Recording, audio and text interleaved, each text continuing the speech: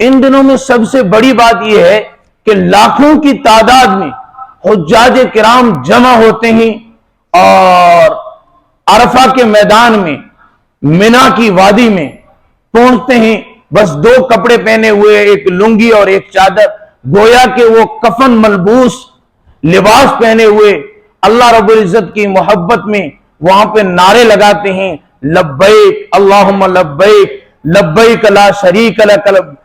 لبیک، اور اللہ رب العزت کی تعریف، اللہ کی حمد گویا اس طرح کرتے ہیں میدان میں نکل کر کہ اللہ رب العزت فرشتوں سے خوش ہو کر کہتے ہیں کہ دیکھو میرے بندے میرے سامنے آ کے گڑ گڑا رہے ہیں، میں ان کے گناہوں کو معاف کر دوں گا۔ رسول اللہ صلی اللہ علیہ وسلم نے ارشاد فرمایا، حاجی جب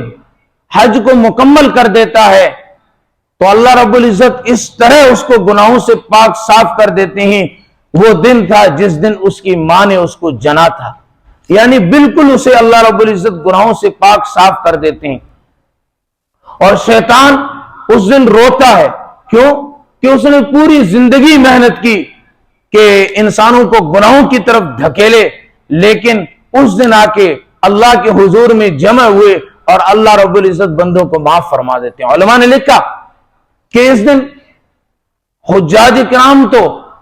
دعائیں کریں گے،